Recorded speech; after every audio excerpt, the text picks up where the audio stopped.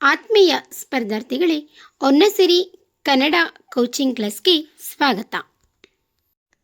ಆತ್ಮೀಯ ಸ್ಪರ್ಧಾರ್ಥಿಗಳೇ, ಹೊನ್ನಸಿರಿ ಕನ್ನಡ ಕೋಚಿಂಗ್ ಕ್ಲಾಸ್ಗೆ ಸ್ವಾಗತ. ಯುಜಿಸಿ ನೆಟ್, ಕೆಸೆಟ್ ಮತ್ತು ಎಲ್ಲ ಕನ್ನಡ ಸ್ಪರ್ಧಾತ್ಮಕ ಪರೀಕ್ಷೆಯಲ್ಲಿ ಉತ್ತೀರ್ಣರಾಗಲು ಶ್ರಮಿಸುತ್ತಿರುವ ವಿದ್ಯಾರ್ಥಿಗಳಿಗಾಗಿ ಹೊನ್ನಸಿರಿ ಕನ್ನಡ ಕೋಚಿಂಗ್ ಕ್ಲಾಸ್ ಪಠ್ಯಕ್ರಮ ಆಧಾರಿತ ವಿಶೇಷ ತರಗತಿಗಳನ್ನು ಹಮ್ಮಿಕೊಂಡಿದೆ. ಈ ಅವಕಾಶವನ್ನು ನೀವೆಲ್ಲ ಸದುಪಯೋಗಪಡಿಸಿಕೊಂಡು ಆದಷ್ಟು ಬೇಗ ಯುಜಿಸಿ ನೆಟ್, ಕೆಸೆಟ್ ಪರೀಕ್ಷೆಗಳಲ್ಲಿ ಉತ್ತೀರ್ಣರಾಗಬೇಕು ಎಂದು ಶುಭ ಹಾರೈಸುತ್ತೇನೆ.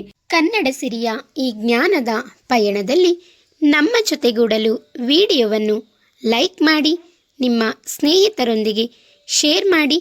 ಇಂತಹ ಮತ್ತಷ್ಟು ಉಪಯುಕ್ತ ತರಗತಿಗಳಿಗಾಗಿ ನಮ್ಮ ಚಾನೆಲ್ಗೆ ಈಗಲೇ ಸಬ್ಸ್ಕ್ರೈಬ್ ಆಗಿ, ಪಕ್ಕದಲ್ಲೇ ಇರುವ ಬೆಲ್ ಐಕಾನ್ ಕ್ಲಿಕ್ ಮಾಡಿ.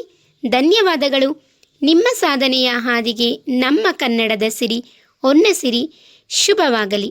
ಆತ್ಮೀಯ ಸ್ಪರ್ಧಾರ್ಥಿಗಳೇ, ಪ್ರಸ್ತುತ ತರಗತಿಯಲ್ಲಿ ಬಾದಾಮಿ ಶಾಸನದ ಬಗ್ಗೆ ತಿಳಿದುಕೊಳ್ಳೋಣ.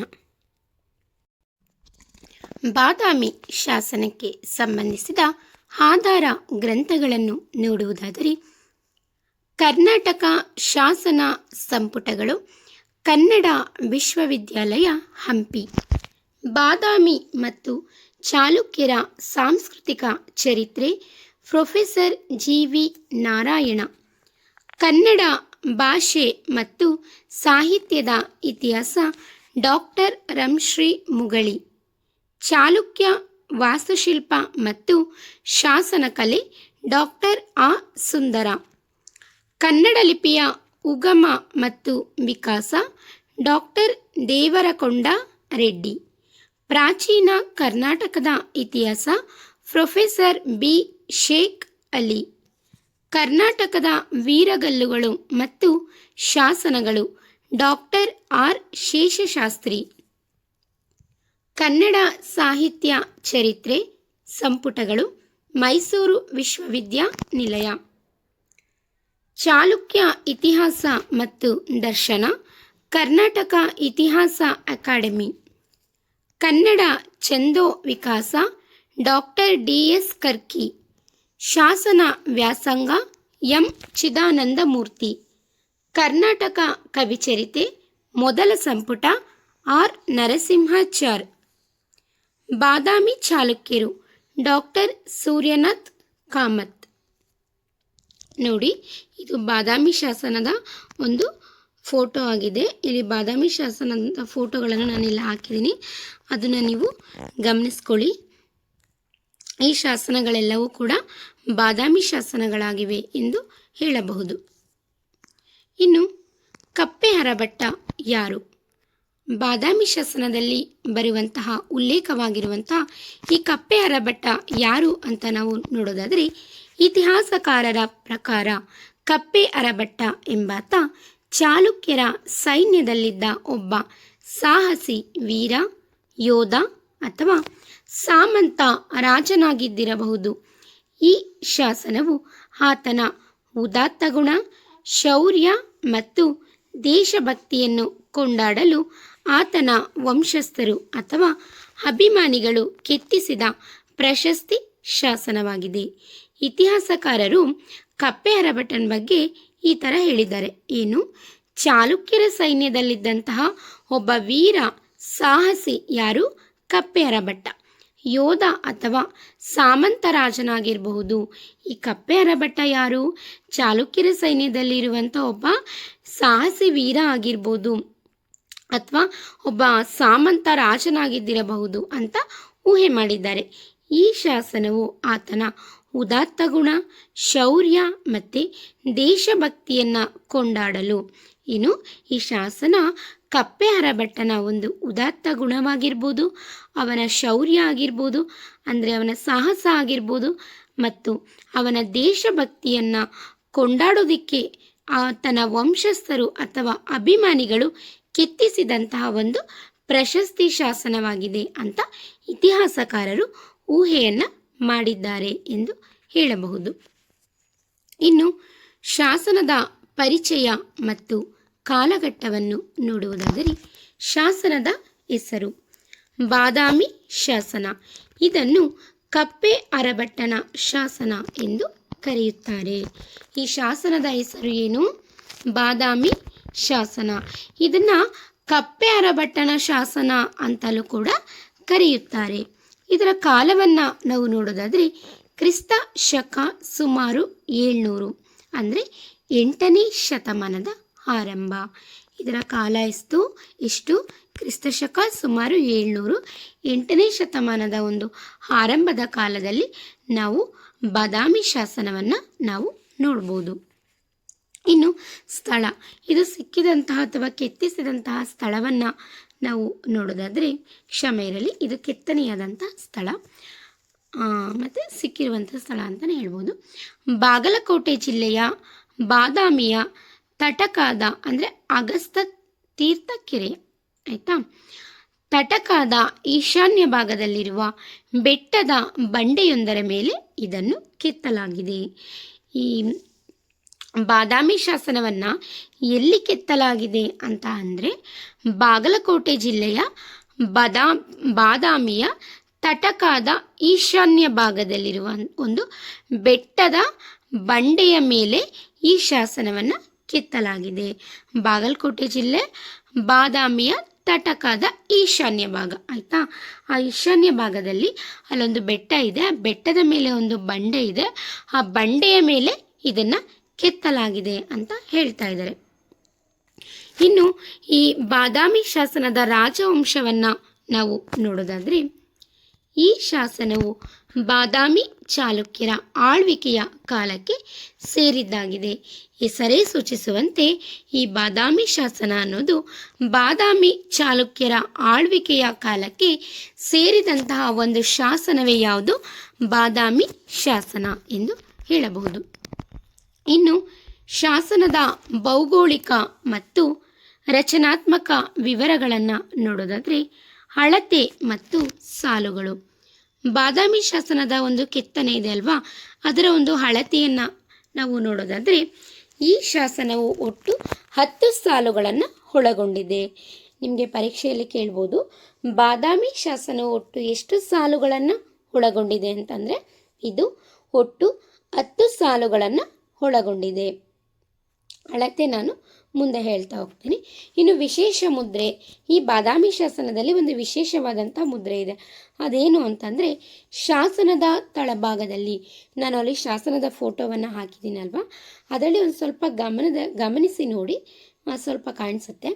ಶಾಸನದ ತಳಭಾಗದಲ್ಲಿ 10 ದಳಗಳುಳ್ಳ ಸುಂದರವಾದ ಕಮಲದ ಹೂವಿನ ಚಕ್ರವನ್ನು ಕೆತ್ತಲಾಗಿದೆ. ಇದು ಚಾಲುಕ್ಯರ ಶಿಲ್ಪಕಲಾ ಶೈಲಿಗೆ ಉತ್ತಮ ಉದಾಹರಣೆಯಾಗಿದೆ. ಇನ್ನು ಶಾಸನದ ತಳಭಾಗದಲ್ಲಿ ಶಾಸನ ಇದೆ ಅಲ್ವಾ, ಆ ಶಾಸನದ ಒಂದು ತಳಭಾಗದಲ್ಲಿ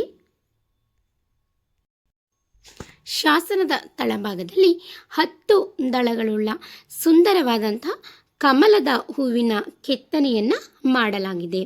ಇದು ಚಾಲುಕ್ಯರ ಶಿಲ್ಪಕಲಾ ಶೈಲಿಗೆ ಉತ್ತಮ ಉದಾಹರಣೆಯಾಗಿದೆ ಅಂತ ನಾವು ನೋಡ್ಬೋದಾಗಿದೆ. ನಂತರ ಶಾಸನದ ಭಾಷೆ ಮತ್ತು ಲಿಪಿಯನ್ನು ನೋಡೋದಾದರೆ, ಈ ಶಾಸನವು ಹಳಗನ್ನಡ ಭಾಷೆ ಮತ್ತು ಅಂದಿನ ಚಾಲುಕ್ಯರ ಲಿಪಿಯಲ್ಲಿದೆ. ಇದು ಪ್ರಮುಖವಾಗಿ ಕನ್ನಡ ಮತ್ತು ಸಂಸ್ಕೃತ ಎರಡೂ ಭಾಷೆಗಳ ಮಿಶ್ರಣವನ್ನು ಹೊಂದಿದೆ. ಈ ಶಾಸನದ ಭಾಷೆ ಮತ್ತು ಲಿಪಿಯನ್ನು ನಾವು ನೋಡೋದಾದರೆ, ಈ ಶಾಸನವು ಹಳೆಗನ್ನಡ ಮತ್ತು ಅಂದಿನ ಚಾಲುಕ್ಯರ ಒಂದು ಲಿಪಿಯಲ್ಲಿದೆ ಮತ್ತು ಇದು ಪ್ರಮುಖವಾಗಿ ಕನ್ನಡ ಮತ್ತು ಸಂಸ್ಕೃತ ಎರಡೂ ಭಾಷೆಗಳ ಮಿಶ್ರಣವನ್ನು ಒಳಗೊಂಡಿರುವಂತಹ ಶಾಸನವಾಗಿದೆ. ಯಾವುದು? ಬಾದಾಮಿ ಶಾಸನ. ನಂತರ ನಿಖರ ಸ್ಥಳವನ್ನು ನೋಡೋದಾದರೆ, ಬಾದಾಮಿಯ ಪ್ರಸಿದ್ಧ ಅಗಸ್ತ್ಯ ತೀರ್ಥ ಕೆರೆ, ಆಯಿತಾ, ಈಶಾನ್ಯ ಭಾಗದಲ್ಲಿರುವ ಬಂಡೆಯ ಮೇಲೆ ಭೂಮಿಯಿಂದ ಸುಮಾರು 10 ರಿಂದ 12 ಅಡಿ ಎತ್ತರದಲ್ಲಿ ಇದನ್ನು ಕೆತ್ತಲಾಗಿದೆ. ಇದನ್ನು ಭೂಮಿಯಿಂದ ಸುಮಾರು ಎಷ್ಟು ಅಡಿ ಎತ್ತರದಲ್ಲಿ ಕೆತ್ತಲಾಗಿದೆ ಅಂತಂದರೆ, ಭೂಮಿಯಿಂದ ಸುಮಾರು 10 ರಿಂದ 12 ಅಡಿ ಎತ್ತರದಲ್ಲಿ ಈ ಬಾದಾಮಿ ಶಾಸನವನ್ನು ಕೆತ್ತಲಾಗಿದೆ ಎಂದು ಹೇಳಲಾಗಿದೆ. ಇದರ ಸ್ಥಳ ಎಲ್ಲಿ? ಬಾದಾಮಿಯ ಪ್ರಸಿದ್ಧ ಅಗಸ್ತ್ಯ ತೀರ್ಥ ಕೆರೆ ಇದೆಯಲ್ಲ, ಆ ಈಶಾನ್ಯ ಭಾಗದಲ್ಲಿ ಬಂಡೆಯ ಮೇಲೆ ಭೂಮಿಯಿಂದ ಸುಮಾರು 10-12 ಅಡಿ ಎತ್ತರದಲ್ಲಿ ಈ ಶಾಸನವನ್ನು ಕೆತ್ತಲಾಗಿದೆ. ಇನ್ನು ಈ ಶಾಸನದ ಅಳತೆಯನ್ನು ನಾವು ನೋಡೋದಾದರೆ, ಈ ಶಾಸನವು ಸುಮಾರು 40.5 ಇಂಚು ಎತ್ತರ ಮತ್ತು 34.33 ಇಂಚು ಅಗಲವನ್ನು ಹೊಂದಿದೆ. ಎಷ್ಟು? 40.5 ಇಂಚು ಎತ್ತರವನ್ನು ಹೊಂದಿದ್ದರೆ 34.33 ಇಂಚು ಅಗಲವನ್ನು ಹೊಂದಿದೆ. ಯಾವುದು? ಬಾದಾಮಿ ಶಾಸನ. ಇದು ಬಾದಾಮಿ ಶಾಸನದ ಒಂದು ಕಲ್ಲಿನ ಅಳತೆ ಎಂದು ಹೇಳಲಾಗಿದೆ. ಇನ್ನು ವಿಶೇಷ ಲಾಂಛನವನ್ನು ನಾವು ನೋಡೋದಾದರೆ, ಬಾದಾಮಿ ಶಾಸನದ ಕೆತ್ತನೆಯಲ್ಲಿ ಶಾಸನದ ಕೆಳಭಾಗದಲ್ಲಿ 10 ಎಲೆಗಳುಳ್ಳ ಕಮಲದ ಹೂವಿನ ಚಿತ್ರವನ್ನು ಕೆತ್ತಲಾಗಿದೆ. ಇದು ಚಾಲುಕ್ಯರ ಕಲಾತ್ಮಕ ಶೈಲಿಯನ್ನು ಬಿಂಬಿಸುತ್ತದೆ. ನಾನು ಆಗಲೇ ಹೇಳಿದಾಗೆ ಶಾಸನದ ಒಂದು ಕೆಳಭಾಗದಲ್ಲಿ 10 ಎಲೆಗಳನ್ನು ಹೊಂದಿರುವಂತಹ ಕಮಲದ ಚಿತ್ರವನ್ನು ಕೆತ್ತಲಾಗಿದೆ. ಇದು ಚಾಲುಕ್ಯರ ಒಂದು ಕಲಾತ್ಮಕ ಶೈಲಿಗೆ ಒಂದು ಉತ್ತಮ ಉದಾಹರಣೆಯಾಗಿದೆ ಎಂದು ಹೇಳಬಹುದು. ಇನ್ನು ಕಲಾತ್ಮಕ ಲಾಂಛನದ ರಹಸ್ಯವನ್ನು ನೋಡೋದಾದರೆ, ಇಲ್ಲಿ ಹೇಳಿದೆ ಅಲ್ವಾ ಆ ಲಾಂಛನದ ಒಂದು ರಹಸ್ಯವನ್ನು ನಾವು ಇಲ್ಲಿ ನೋಡುವುದಾದರೆ, ಶಾಸನದ ಕೆಳಗೆ ಕೆತ್ತಲಾದ 10 ಎಲೆಗಳ ಕಮಲದ ಚಕ್ರವು ಕೇವಲ ಅಲಂಕಾರವಲ್ಲ. ಇತಿಹಾಸಕಾರರ ಪ್ರಕಾರ ಇದು ಕಪ್ಪೆ ಅರಭಟ್ಟನ ಧಾರ್ಮಿಕ ನಂಬಿಕೆ, ಬಹುಶಃ ಸೂರ್ಯ ಆರಾಧನೆ ಅಥವಾ ವಿಷ್ಣು ಭಕ್ತಿ ಅಥವಾ ಆತನ ಸೈನಿಕ ಪಡೆಯ ವಿಶಿಷ್ಟ ಲಾಂಛನವನ್ನು ಸೂಚಿಸುತ್ತದೆ. ಅಂದರೆ ಶಾಸನದ ಕೆಳಗೆ ಕೆತ್ತಲಾಗಿರುವಂತಹ 10 ಎಲೆಗಳ ಕಮಲದ ಒಂದು ಚಕ್ರ ಇದೆಯಲ್ವಾ, ಅದು ಕೇವಲ ಅಲಂಕಾರಕ್ಕೋಸ್ಕರ ಕೆತ್ತಿರೋದಲ್ಲ. ಇತಿಹಾಸಕಾರರು ಏನು ಹೇಳ್ತಾರೆ, ಇದು ಕಪ್ಪೆ ಅರಭಟ್ಟನ ಧಾರ್ಮಿಕ ನಂಬಿಕೆ ಆಗಿರ್ಬೋದು, ಅದರಲ್ಲಿ ಸೂರ್ಯ ಆರಾಧನೆ ಅಥವಾ ವಿಷ್ಣುವಿನ ಭಕ್ತಿ ಅಥವಾ ಆತನ ಸೈನಿಕ ಪಡೆಯ ಒಂದು ವಿಶಿಷ್ಟ ಲಾಂಛನವಾಗಿರ್ಬೋದು ಅಂತ ಇತಿಹಾಸಕಾರರು ಏನು ಮಾಡಿದ್ದಾರೆ, ಊಹೆಯನ್ನು ಪಟ್ಟಿದ್ದಾರೆ. ಮುಂದುವರೆದು ಪ್ರಮುಖ ಪದ್ಯಗಳು ಮತ್ತು ಅವುಗಳ ಸರಳ ಅರ್ಥವನ್ನು ನೋಡೋದಾದರೆ, ಮೊದಲ ಪದ್ಯ ಸಂಸ್ಕೃತ ಶ್ಲೋಕದಲ್ಲಿದೆ. ನಾನು ಹೇಳಿದೆ ಬಾದಾಮಿ ಶಾಸನ ಕನ್ನಡ ಮತ್ತು ಸಂಸ್ಕೃತ ಎರಡೂ ಭಾಷೆಯಲ್ಲಿದೆ ಅಂತ.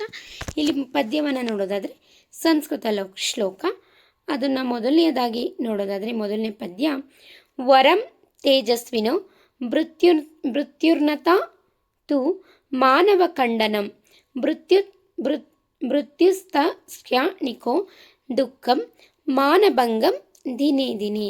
ಇದರ ಒಂದು ಅರ್ಥವನ್ನು ನಾವು ನೋಡೋದಾದರೆ, ಸ್ವಾಭಿಮಾನಿಗಳಿಗೆ ಅಪಮಾನಕ್ಕೊಳಗಾಗಿ ಬದುಕುವುದಕ್ಕಿಂತ ವೀರಮರಣ ಹೊಂದುವುದು ಲೇಸು. ಮರಣದ ದುಃಖ ಕೇವಲ ಒಂದು ಕ್ಷಣ ಮಾತ್ರ ಇರುತ್ತದೆ, ಆದರೆ ಅಪಮಾನದ ದುಃಖ ದಿನ ದಿನವೂ ಜೀವಂತವಾಗಿ ಕಾಡುತ್ತದೆ. ಇದೇನು ಹೇಳ್ತಾ ಇದೆ ಅಂತಂದರೆ, ಸ್ವಾಭಿಮಾನಿಗಳಿಗೆ ಅವಮಾನ ಆಗೋದಕ್ಕಿಂತ, ಅವಮಾನ ಆದಾಗ ಬದುಕೋದಕ್ಕಿಂತ ಅವ್ರಿಗೆ ವೀರಮರಣವನ್ನು ಹೊಂದೋದೇ ಲೇಸು ಅಂತ ಹೇಳ್ತಾ ಇದೆ. ಮರಣದ ದುಃಖ ಕೇವಲ ಒಂದು ಕ್ಷಣ ಮಾತ್ರ. ಮರಣದ ದುಃಖ ಏನು ಕೇವಲ ಒಂದು ಕ್ಷಣ ಮಾತ್ರ ಇರುತ್ತೆ, ಆದರೆ ಅಪಮಾನದ ದುಃಖ, ಅವಮಾನಕ್ಕೆ ಒಳಗಾಗಿರುವಂತಹ ದುಃಖ ದಿನ ದಿನವೂ ಜೀವಂತವಾಗಿರುವವರನ್ನು ಕಾಡುತ್ತದೆ ಎಂದು ಇಲ್ಲಿ ಕಪ್ಪೆ ಅರಭಟ್ಟ ಹೇಳ್ತಾ ಇದ್ದಾನೆ. ಸ್ವಾಭಿಮಾನಕ್ಕೆ ಪ್ರತೀಕವಾಗಿರುವಂತಹ ಒಂದು ಪದ್ಯ ಎಂದು ಹೇಳಲಾಗಿದೆ. ನಂತರ ಎರಡನೇ ಪದ್ಯ ಅತ್ಯಂತ ಪ್ರಸಿದ್ಧ ಕನ್ನಡ ತ್ರಿಪದಿ. ಇದೆಲ್ಲ ನಮಗೆ ಗೊತ್ತು. ಯಾವುದು? ಸಾಧುಗೆ ಸಾಧು ಮಾಧುರ್ಯಂಗೆ ಮಾಧುರ್ಯಂ ಬಾಧಿಪ ಕಲಿಗೆ ಕಲಿಯುಗ ವಿಪರೀತನ್ ಮಾಧವನೀತನ್ ಪೆರನಲ್ಲ. ಇದರ ಅರ್ಥವನ್ನು ನಾವು ನೋಡೋದಾದರೆ, ಈ ಕಪ್ಪೆ ಅರಭಟ್ಟನು ಒಳ್ಳೆಯವರಿಗೆ ತುಂಬ ಒಳ್ಳೆಯವನು ಮತ್ತು ಮೃದು ಸ್ವಭಾವದವರಿಗೆ ಮಧುರವಾದವನು. ಆದರೆ ತನಗೆ ತೊಂದರೆ ಕೊಡುವ ಅಥವಾ ಕಾಡುವ ದುಷ್ಟ ಶತ್ರುಗಳಿಗೆ ಕಲಿಯುಗದ ವಿಪರೀತನಂತೆ ಅಂದರೆ ಯಮನಂತೆ ಕ್ರೂರಿಯಾಗಬಲ್ಲವನು. ಇವನು ಸಾಕ್ಷಾತ್ ವಿಷ್ಣುವಿನಂಥವನೇ, ಮಾಧವನೇ ಹೊರತು ಬೇರೆಯಲ್ಲ.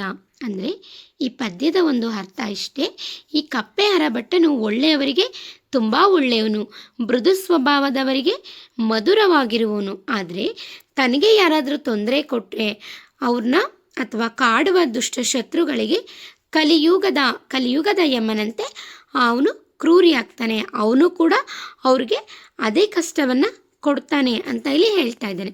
ಮತ್ತು ಇವನು ಸಾಕ್ಷಾತ್ ವಿಷ್ಣುವಿನಂಥವನು, ಮಾಧವನೇ ಹೊರತು ಬೇರೆ ಯಾರು ಅಲ್ಲ ಅಂತ ಇಲ್ಲಿ ಹೇಳಲಾಗಿದೆ. ಇನ್ನು 3ನೇ ಪದ್ಯ ತ್ರಿಪದಿ. ಒಳ್ಳಿತ ಕೈವೊರಾರ್ ಪೊಲ್ಲದು ಮದರಂತೆ ಬಳ್ಳಿತು ಕಲಿಗೆ ವಿಪರೀತ ಪುರಾಕೃತ ಮಿಲ್ಲಿ ಸಂಧಿಸುಮದು ಬಂದು.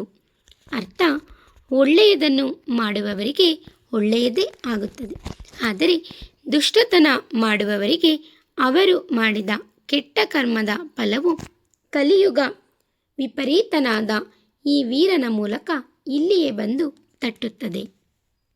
ಅಂದರೆ ಇದರ ಅರ್ಥ ಇಷ್ಟೇ, ಒಳ್ಳೆಯದನ್ನು ಮಾಡುವವರಿಗೆ ಯಾವತ್ತೂ ಕೂಡ ಒಳ್ಳೆಯದೇ ಆಗುತ್ತದೆ, ಕೆಟ್ಟತನವನ್ನು ಮಾಡುವವರಿಗೆ ಯಾವತ್ತೂ ಕೂಡ ಕೆಟ್ಟದೇ ಆಗುತ್ತದೆ ಅಂತ ಇಲ್ಲಿ ನಾವು ಈ ಸಾಲಿನಲ್ಲಿ ನೋಡ್ಬೋದು. ಇನ್ನು ಶಾಸನದ ಐತಿಹಾಸಿಕ ಹಿನ್ನೆಲೆಯನ್ನು ನೋಡೋದಾದರೆ, ಉದ್ದೇಶ, ಇದು ಯಾವುದೇ ದಾನ, ದತ್ತಿ ಅಥವಾ ರಾಜಾಜ್ಞೆಯನ್ನು ಸಾರುವ ಶಾಸನವಲ್ಲ. ಇದು ಒಬ್ಬ ವ್ಯಕ್ತಿಯ ಶೌರ್ಯ ಮತ್ತು ಉದಾತ್ತ ಗುಣಗಳನ್ನು ಕೊಂಡಾಡುವ ಶುದ್ಧ ಪ್ರಶಸ್ತಿ ಶಾಸನವಾಗಿದೆ. ಶಾಸನದ ಉದ್ದೇಶ ಏನು ಅಂತ ನೋಡೋದಾದರೆ, ಇದು ಯಾವುದೇ ರೀತಿಯಾದಂತಹ ದಾನದತ್ತಿ ಅಥವಾ ರಾಜಾಜ್ಞೆಯನ್ನು ಸಾರುವ ಶಾಸನವಲ್ಲ. ನಾವು ಕಳೆದ ತರಗತಿಯಲ್ಲಿ ಅಲ್ಮಿಡಿ ಶಾಸನವನ್ನು ನೋಡಿದ್ವಿ ಅಲ್ವಾ, ಅದು ಒಂದು ದಾನ ಶಾಸನ. ಆದರೆ ಈ ಬಾದಾಮಿ ಶಾಸನ ಯಾವುದೇ ರೀತಿಯಾದಂತಹ ದಾನದತ್ತಿ ಅಥವಾ ರಾಜಾಜ್ಞೆಯನ್ನು ಸಾರುವಂತಹ ಶಾಸನ ಅಲ್ಲ. ಇದು ಒಬ್ಬ ವ್ಯಕ್ತಿಯ ಶೌರ್ಯ ಮತ್ತು ಉದಾತ್ತ ಗುಣಗಳನ್ನು ಕೊಂಡಾಡುವ ಶುದ್ಧ ಪ್ರಶಸ್ತಿ ಶಾಸನವಾಗಿದೆ. ಇದೇನು, ಒಬ್ಬ ವ್ಯಕ್ತಿಯ ಶೌರ್ಯವನ್ನು ಮತ್ತು ಅವನ ಉದಾತ್ತ ಗುಣಗಳನ್ನು ಕೊಂಡಾಡುವಂತಹ ಒಂದು ಶುದ್ಧ ಪ್ರಶಸ್ತಿ ಶಾಸನವಾಗಿದೆ ಎಂದು ಹೇಳಬಹುದು.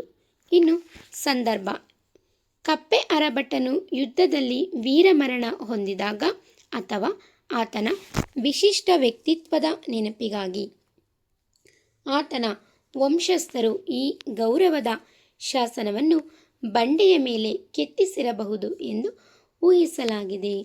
ಯಾವ ಒಂದು ಸಂದರ್ಭದಲ್ಲಿ ಶಾಸನವನ್ನು ಕೆತ್ತಿಸಲಾಗಿದೆ ಅಂತ ಊಹಿಸಿರೋದನ್ನು ನೋಡೋದಾದರೆ, ಕಪ್ಪೆ ಅರಭಟ್ಟನು ಯುದ್ಧದಲ್ಲಿ ವೀರಮರಣವನ್ನು ಹೊಂದಿದಾಗ ಅಥವಾ ಆತನ ವಿಶಿಷ್ಟ ವ್ಯಕ್ತಿತ್ವದ ನೆನಪಿಗಾಗಿ, ಕಪ್ಪೆ ಅರಭಟ್ಟ ಯುದ್ಧದಲ್ಲಿ ಹೋರಾಡಿ ವೀರಮರಣವನ್ನು ಹೊಂದಿದಾಗ ಮತ್ತು ಆತನ ವಿಶಿಷ್ಟ ವ್ಯಕ್ತಿತ್ವದ ನೆನಪಿಗೋಸ್ಕರ ಆತನ ವಂಶಸ್ಥರು ಈ ಗೌರವದ ಶಾಸನವನ್ನು ಬಂಡೆಯ ಮೇಲೆ ಕೆತ್ತಿಸಿರಬಹುದು ಅಂತ ಅವನಿಗೆ ಗೌರವವನ್ನು ಸೂಚಿಸೋದಕ್ಕೋಸ್ಕರ ಬಂಡೆಯ ಮೇಲೆ ಈ ಶಾಸನವನ್ನು ಕೆತ್ತಿಸಿರಬಹುದು ಎಂದು ಊಹಿಸಲಾಗಿದೆ. ಇನ್ನು ಬಾದಾಮಿ ಶಾಸನದ ಭಾಷಾ ಬೆಳವಣಿಗೆಯ ಮಹತ್ವವನ್ನು ನೋಡೋದಾದರೆ, ಪೂರ್ವದ ಹಳಗನ್ನಡದ ಲಕ್ಷಣ. ಈ ಶಾಸನದಲ್ಲಿ ಬರುವ ಪದಗಳ ಕೊನೆಯಲ್ಲಿ ಅನ್ ಪ್ರತ್ಯಯ ಹೆಚ್ಚಾಗಿ ಬಳಕೆಯಾಗಿದೆ. ಉದಾಹರಣೆಗೆ, ಕಪ್ಪೆ ಅರಭಟ್ಟನ್, ವಿಪರೀತನ್, ಮಾಧವನೀತನ್. ಇದು ಕನ್ನಡ ಭಾಷೆಯು ಹಳಗನ್ನಡ ರೂಪಕ್ಕೆ ಪರಿವರ್ತನೆಯಾಗುತ್ತಿದ್ದ ಕಾಲದ ವಿಶಿಷ್ಟ ಭಾಷಾ ಶೈಲಿಯಾಗಿದೆ. ಅಂದರೆ ಬಾದಾಮಿ ಶಾಸನದಲ್ಲಿ ನಾವು ಮುಖ್ಯವಾಗಿ ಪೂರ್ವದ ಹಳಗನ್ನಡದ ಲಕ್ಷಣವನ್ನು ನಾವು ಇಲ್ಲಿ ನೋಡ್ಬೋದು. ಏನು ಅಂತಂದರೆ, ಈ ಶಾಸನದಲ್ಲಿ ಬರುವಂತಹ ಪದಗಳ ಕೊನೆಯಲ್ಲಿ ಅನ್ ಪ್ರತ್ಯಯವನ್ನು ಹೆಚ್ಚಾಗಿ ಬಳಸಲಾಗಿದೆ. ಉದಾಹರಣೆ, ಕಪ್ಪೆ ಅರಭಟ್ಟನ್, ವಿಪರೀತನ್, ಮಾಧವನೀತನ್. ಇದು ಕನ್ನಡ ಭಾಷೆಯು ಹಳಗನ್ನಡ ರೂಪಕ್ಕೆ ಪರಿವರ್ತನೆಯಾಗುತ್ತಿದ್ದಂತಹ ಕಾಲದ ವಿಶಿಷ್ಟ ಭಾಷಾ ಶೈಲಿಯಾಗಿದೆ ಎಂದು ಹೇಳಬಹುದು.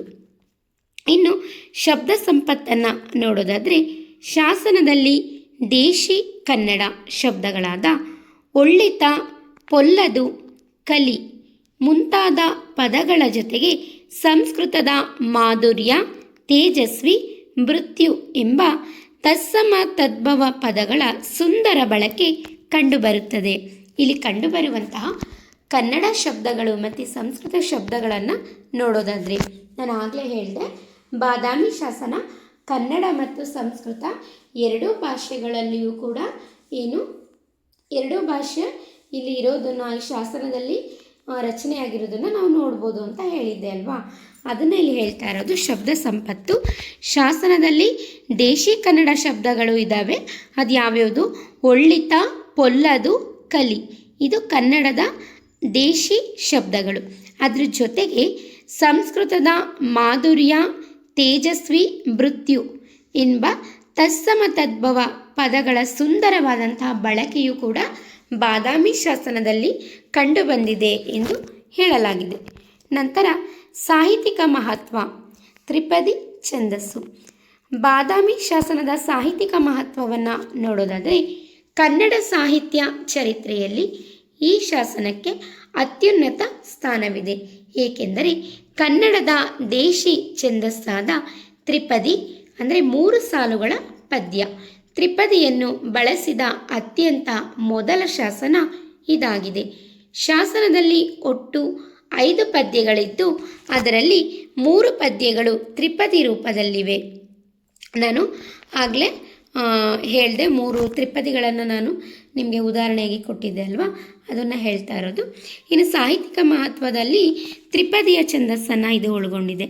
ಕನ್ನಡ ಸಾಹಿತ್ಯ ಚರಿತ್ರೆಯಲ್ಲಿ ಈ ಶಾಸನಕ್ಕೆ ಅತ್ಯುನ್ನತವಾಗಿರುವಂಥ ಮಹತ್ವವಿರೋದನ್ನು ನಾವು ನೋಡ್ಬೋದು. ಯಾಕೆ ಅಂತಂದರೆ ಕನ್ನಡದ ದೇಸಿ ಛಂದಸ್ಸಾದಂಥ ತ್ರಿಪದಿಯನ್ನು ಬಳಸಿದ ಅತ್ಯಂತ ಮೊದಲ ಶಾಸನ ಯಾವುದು? ತ್ರಿಪದಿಯಲ್ಲೇ ರಚನೆಯಾಗಿರುವಂತಹ ಮೊದಲ ಶಾಸನ ಯಾವುದು ಅಂತಂದರೆ ಅದು ಬಾದಾಮಿ ಶಾಸನವಾಗಿದೆ. ಶಾಸನದಲ್ಲಿ ಒಟ್ಟು 5 ಪದ್ಯಗಳಿದೆ, ಆಯಿತಾ. 5 ಪದ್ಯದಲ್ಲಿ 3 ಪದ್ಯಗಳು ತ್ರಿಪದಿ ರೂಪದಲ್ಲೇ ರಚನೆಯಾಗಿದೆ ಎಂದು ಹೇಳಲಾಗಿದೆ. ಇನ್ನು ಛಂದಸ್ಸಿನ ವಿಶೇಷತೆಯನ್ನು ನೋಡುವುದಾದರೆ ತ್ರಿಪದಿಯ ನಡೆ. ಈ ಶಾಸನದ ತ್ರಿಪದಿಗಳು ಅಂಶ ಛಂದಸ್ಸಿಗೆ ಸೇರಿವೆ. ಪ್ರತಿ ತ್ರಿಪದಿ ಪದ್ಯದ ಮೊದಲ 2 ಸಾಲುಗಳಲ್ಲಿ ತಲಾ 4 ಅಂಶಗಣಗಳು ಮತ್ತು ಕೊನೆಯ ಸಾಲಿನಲ್ಲಿ 3 ಅಂಶಗಣಗಳು ಬರುತ್ತವೆ. ಏನು ಅಂತಂದರೆ ಈ ಶಾಸನದ ತ್ರಿಪದಿಗಳು ಅಂಶ ಛಂದಸ್ಸಿಗೆ ಸೇರಿವೆ. ಯಾವ ಒಂದು ಛಂದಸ್ಸಿಗೆ ಸೇರಿವೆ? ಅಂಶ ಛಂದಸ್ಸಿಗೆ ಸೇರಿವೆ. ಅಂದರೆ ಪ್ರತಿ ತ್ರಿಪದಿ ಪದ್ಯದ ಮೊದಲ 2 ಸಾಲುಗಳಲ್ಲಿ ತಲಾ 4 ಅಂಶಗಣಗಳು ಬರುತ್ತೆ ಮತ್ತು ಕೊನೆಯ ಸಾಲಿನಲ್ಲಿ 3 ಅಂಶಗಣಗಳು ಬರುತ್ತವೆ. ಇದನ್ನು ಮುಂದಿನ ಅಧ್ಯಾಯಗಳಲ್ಲಿ ನಾವು ಇದನ್ನು ವಿವರವಾಗಿ ತಿಳ್ಕೊಳ್ಳೋಣ. ಇದು ತ್ರಿಪದಿಯ ನಡೆ ಅಂತ ನಾವು ಹೇಳ್ಬೋದು. ಇನ್ನು ಆಡುವ ಶೈಲಿ, ಇದು ಕೇವಲ ಓದುವ ಕಾವ್ಯವಲ್ಲ. ಯಾವುದು? ತ್ರಿಪದಿ. ಬದಲಿಗೆ ಅಂದಿನ ಕಾಲದ ಜನರು ಲಾವಣಿ ಅಥವಾ ಜನಪದ ಶೈಲಿಯಲ್ಲಿ ರಾಗವಾಗಿ ಹಾಡುತ್ತಿದ್ದ ಗೇಯ ಕಾವ್ಯವಾಗಿದೆ. ಯಾವುದು? ತ್ರಿಪದಿ ಎಂದು ಹೇಳಬಹುದು. ತ್ರಿಪದಿಯನ್ನು ಕೇವಲ ಓದುವಂತಹ ಒಂದು ಕಾವ್ಯ ಅಲ್ಲ, ಬದಲಿಗೆ ಅಂದಿನ ಕಾಲದ ಜನರು ಏನು ಮಾಡ್ತಾಯಿದ್ರು? ಲಾವಣಿ ಅಥವಾ ಹಾಡು ಅಥವಾ ಜನಪದ ಶೈಲಿಯಲ್ಲಿ ರಾಗವಾಗಿ ಹಾಡುತ್ತಿದ್ದಂತಹ ಒಂದು ಗೇಯ ಕಾವ್ಯವಾಗಿತ್ತು, ಒಂದು ಕಾವ್ಯದ ಶೈಲಿಯಾಗಿತ್ತು. ಯಾವುದು? ತ್ರಿಪದಿ. ಆಡುವ ಶೈಲಿಯಾಗಿತ್ತು ತ್ರಿಪದಿ ಎಂದು ಹೇಳಲಾಗಿದೆ. ಇನ್ನು ಪ್ರಮುಖ ಅಂಶಗಳನ್ನು ಪರೀಕ್ಷಾ ದೃಷ್ಟಿಯಿಂದ ನೋಡೋದಾದರೆ ಕನ್ನಡದ ಮೊದಲ ಶಾಸನ ಅಲ್ಮಿಡಿ ಶಾಸನ ಕ್ರಿಸ್ತಶಕ 450. ಕನ್ನಡದ ಮೊದಲ ತ್ರಿಪದಿ ಶಾಸನ ಯಾವುದು? ಬಾದಾಮಿ ಶಾಸನ ಕ್ರಿಸ್ತಶಕ 700. ಈ ಶಾಸನವನ್ನು ಮೊದಲು ಪತ್ತೆ ಹಚ್ಚಿ ಇತಿಹಾಸ ಪತ್ರಿಕೆಯಲ್ಲಿ ಪ್ರಕಟಿಸಿದವರು ಬ್ರಿಟಿಷ್ ಇತಿಹಾಸ ತಜ್ಞರಾದ JF ಫ್ಲಿಟ್. ಯಾವುದನ್ನು? ಬಾದಾಮಿ ಶಾಸನವನ್ನು. ಇನ್ನು ಪ್ರಶ್ನೆ ಸಂಖ್ಯೆ 1 ಪರೀಕ್ಷಾ ದೃಷ್ಟಿಯಿಂದ ನೋಡೋದಾದರೆ ಕೆಲವೊಂದು ಪ್ರಶ್ನೆಗಳನ್ನು ನಾನು ಇಲ್ಲಿ ಟ್ಯಾಗ್ ಮಾಡಿದ್ದೀನಿ, ಅದಕ್ಕೆ ಉತ್ತರವನ್ನು ಕೂಡ ನೋಡೋಣ. ಪ್ರಶ್ನೆ ಸಂಖ್ಯೆ 1, ಬಾದಾಮಿ ಶಾಸನದಲ್ಲಿ ಬಳಕೆಯಾಗಿರುವ ಪ್ರಮುಖ ಛಂದೋಪ್ರಕಾರ ಯಾವುದು? ಉತ್ತರ ತ್ರಿಪದಿ. ಯಾವ ಒಂದು ಛಂದೋಪ್ರಕಾರದಲ್ಲಿ ಬಾದಾಮಿ ಶಾಸನದಲ್ಲಿ ಬಳಕೆಯಾಗಿದೆ ಅಂತ ನೋಡೋದಾದರೆ ತ್ರಿಪದಿ. ಪ್ರಶ್ನೆ ಸಂಖ್ಯೆ 2, ಕಲಿಯುಗ ವಿಪರೀತನ್ ಎಂಬ ಪದದ ಅರ್ಥವೇನು? ಕಲಿಯುಗಕ್ಕೆ ಯಮನಂತವನು ಅಥವಾ ದುಷ್ಟರಿಗೆ ಕ್ರೂರಿಯಾದವನು. ಪ್ರಶ್ನೆ ಸಂಖ್ಯೆ 3. ಸಾಧುಗೆ ಸಾಧು ಎಂಬ ವಾಕ್ಯದಲ್ಲಿರುವ ಗೆ ಎಂಬುದು ಯಾವ ವಿಭಕ್ತಿ ಪ್ರತ್ಯಯವಾಗಿದೆ? ಉತ್ತರ ಚತುರ್ಥಿ ವಿಭಕ್ತಿ ಪ್ರತ್ಯಯ. ಪ್ರಶ್ನೆ ಸಂಖ್ಯೆ 4. ಬಾದಾಮಿ ಶಾಸನದ ಭಾಷೆ ಕನ್ನಡದ ಯಾವ ಸ್ಥಿತ್ಯಂತರಕ್ಕೆ ಸೇರಿದೆ? ಯಾವುದು? ಪೂರ್ವದ ಹಳಗನ್ನಡ. ಪ್ರಶ್ನೆ ಸಂಖ್ಯೆ 5. ಪದ್ಯದ ಸಾಲುಗಳ ಎರಡನೇ ಅಕ್ಷರ ಒಂದೇ ಆಗಿರುವುದಕ್ಕೆ ವ್ಯಾಕರಣದಲ್ಲಿ ಏನೆನ್ನುತ್ತಾರೆ? ಉತ್ತರ ದ್ವಿತೀಯಾಕ್ಷರ ಪ್ರಾಸ. ಪ್ರಶ್ನೆ ಸಂಖ್ಯೆ 6. ಮಾಧವ ಎಂಬ ಪದದ ಅರ್ಥವೇನು? ಉತ್ತರ ವಿಷ್ಣು. ಪ್ರಶ್ನೆ ಸಂಖ್ಯೆ 7. ಪೆರನ್ ಎಂಬ ಹಳಗನ್ನಡ ಪದದ ಹಿಂದಿನ ಹೊಸಗನ್ನಡ ರೂಪ ಯಾವುದು? ಉತ್ತರ ಬೇರೆಯವನು ಅಥವಾ ಅನ್ಯನು. ಪ್ರಶ್ನೆ ಸಂಖ್ಯೆ 8. ತ್ರಿಪದಿ ಎಂದರೆ ಒಟ್ಟು ಎಷ್ಟು ಸಾಲುಗಳ ಪದ್ಯ? ಉತ್ತರ 3 ಸಾಲುಗಳು. ಪ್ರಶ್ನೆ ಸಂಖ್ಯೆ 9. ಬಾದಾಮಿ ಶಾಸನವನ್ನು ಕೆತ್ತಲಾದ ಲಿಪಿ ಯಾವುದು? ಉತ್ತರ ಬಾದಾಮಿ ಚಾಲುಕ್ಯರ ಲಿಪಿ, ಕನ್ನಡ, ತೆಲುಗು, ಹಳೆಯ ಲಿಪಿ. ಪ್ರಶ್ನೆ ಸಂಖ್ಯೆ 10. ಪ್ರಶ್ನೆ ಸಂಖ್ಯೆ 10. ಮಾಧುರ್ಯಂಗೆ ಎಂಬ ಪದದಲ್ಲಿರುವ ಮೂಲ ನಾಮಪ್ರಕೃತಿ ಯಾವುದು? ಉತ್ತರ ಮಾಧುರ್ಯ. ಪ್ರಶ್ನೆ ಸಂಖ್ಯೆ 11. ಕಪ್ಪೆ ಅರಭಟ್ಟನ ಶಾಸನದಲ್ಲಿ ಒಟ್ಟು ಎಷ್ಟು ಪದ್ಯಗಳಿವೆ? ಉತ್ತರ 5 ಪದ್ಯಗಳು. ಪ್ರಶ್ನೆ ಸಂಖ್ಯೆ 12. ಈ ಶಾಸನದಲ್ಲಿ ಕನ್ನಡದ ಜೊತೆಗೆ ಬಳಕೆಯಾಗಿರುವ ಇನ್ನೊಂದು ಭಾಷೆ ಯಾವುದು? ಉತ್ತರ ಸಂಸ್ಕೃತ. ಉತ್ತರ ಸಂಸ್ಕೃತ. ಪ್ರಶ್ನೆ ಸಂಖ್ಯೆ 13. ಕಲಿ ಎಂಬ ಹಳಗನ್ನಡ ಪದದ ಅರ್ಥವೇನು? ಉತ್ತರ ಶೂರ ಅಥವಾ ವೀರ. ಪ್ರಶ್ನೆ ಸಂಖ್ಯೆ 14. ಬಾಧಿಪ ಎಂಬ ಹಳಗನ್ನಡ ಪದದ ಹಿಂದಿನ ರೂಪ ಯಾವುದು? ಉತ್ತರ ಬಾಧಿಸುವ ಅಥವಾ ತೊಂದರೆ ಕೊಡುವ. ಪ್ರಶ್ನೆ ಸಂಖ್ಯೆ 16. ಶಾಸನದ ಕೊನೆಯ ಪದ್ಯದಲ್ಲಿ ಬರುವ ಸಿಂಗಮನ್ ಎಂಬ ಪದವು ಯಾವ ವ್ಯಾಕರಣಾಂಶಕ್ಕೆ ಉದಾಹರಣೆಯಾಗಿದೆ? ಉತ್ತರ ದ್ವಿತೀಯ ವಿಭಕ್ತಿ, ಹಳಗನ್ನಡದ ಅಂ ಪ್ರತ್ಯಯ. ಪ್ರಶ್ನೆ ಸಂಖ್ಯೆ 17. ಬಾದಾಮಿ ಶಾಸನವನ್ನು ಪ್ರಕಟಿಸಿದ ಇತಿಹಾಸ ತಜ್ಞರು ಯಾರು? ಉತ್ತರ J.F. ಫ್ಲಿಟ್. ಪ್ರಶ್ನೆ ಸಂಖ್ಯೆ 18. ಪ್ರಶ್ನೆ ಸಂಖ್ಯೆ 18.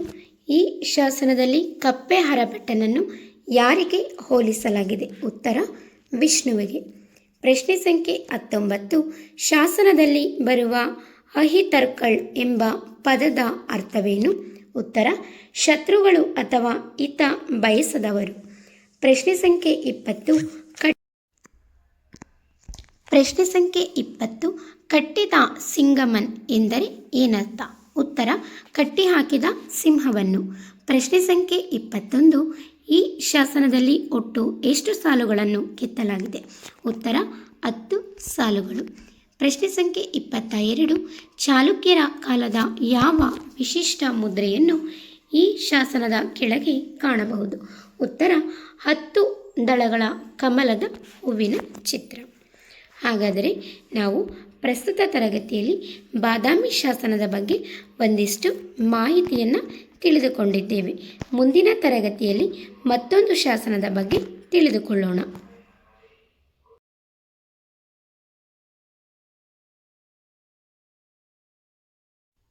ಧನ್ಯವಾದಗಳು. ಶುಭ ದಿನ.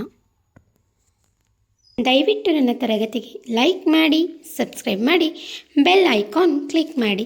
ನಾನು ಇನ್ನೂ ಹೆಚ್ಚು ತರಗತಿಗಳನ್ನು ಮಾಡಲು ನನಗೆ ಪ್ರೋತ್ಸಾಹವನ್ನು ನೀಡಿ.